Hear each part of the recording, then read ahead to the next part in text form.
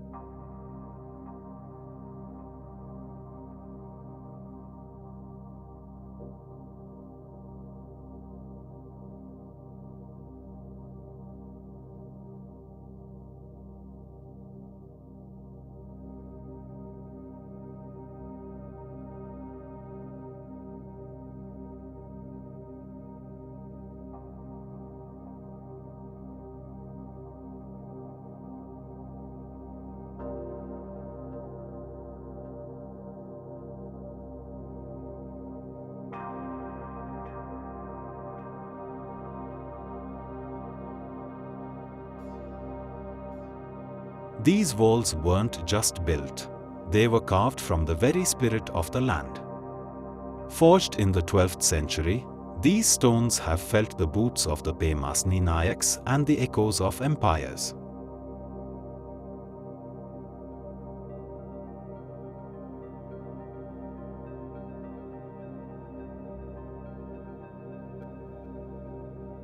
Look closely. Every crack in the sandstone tells a story of 1,000 battles fought in silence. Architecture here is a conversation between faiths. The soaring gopurams of the Madhvarya temple reach for the heavens, while the elegant minarets of the Jamia Masjid stand in quiet reflection. In Gandikota, history doesn't divide, it unites.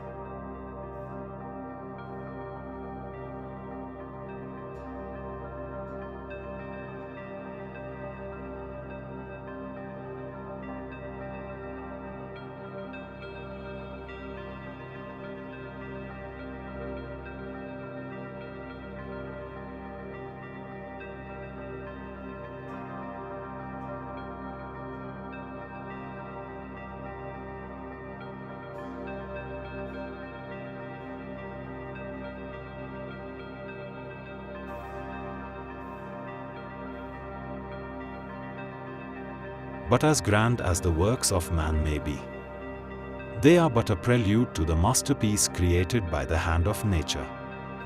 Prepare yourself. We are leaving the world of stone and entering the abyss.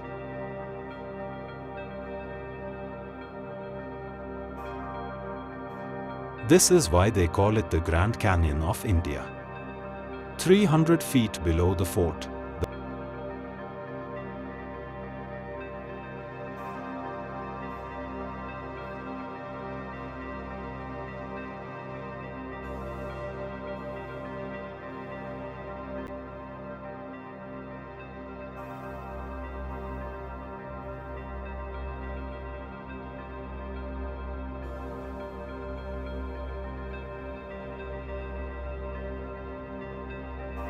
the Penna River has spent millions of years carving its signature into the earth. A narrow gorge, a massive legacy.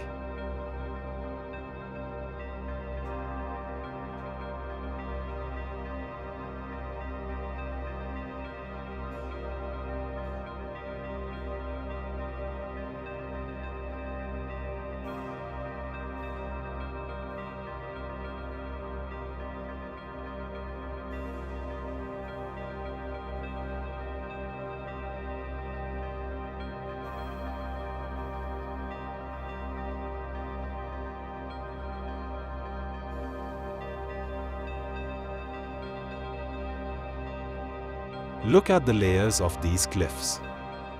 Each stripe of red sandstone is a chapter of geological time. Down here, between the towering walls, the world feels small. The air is different. The silence is louder.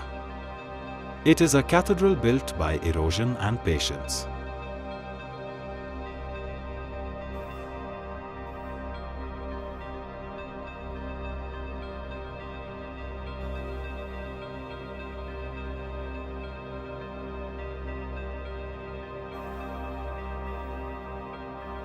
The Penna River flows like a blue thread through a needle of fire-red rock. It is a reminder that even the hardest stone must eventually give way to the persistence of water.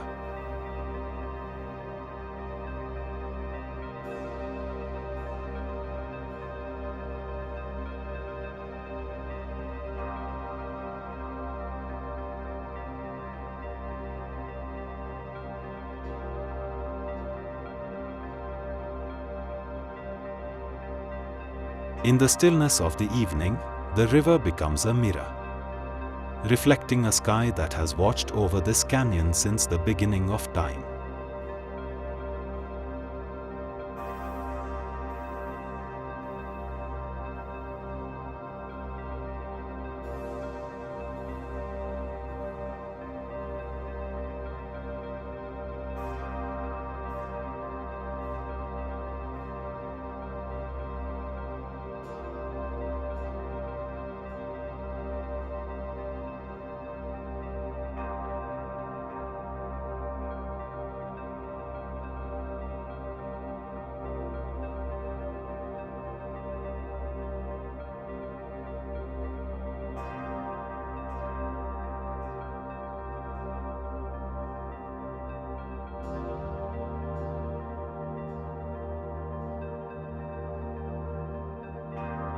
Gandikota, a place where history meets the horizon, a place where the land ends and the soul begins. Keep wandering.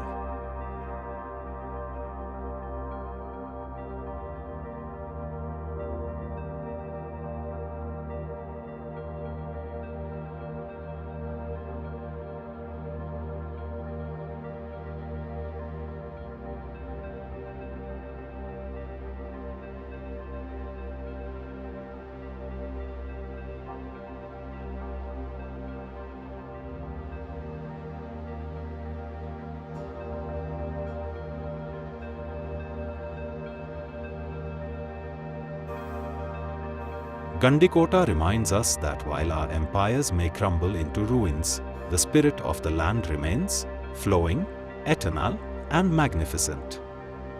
This is more than just stone and water. This is the Grand Canyon of India. And its story is far from over.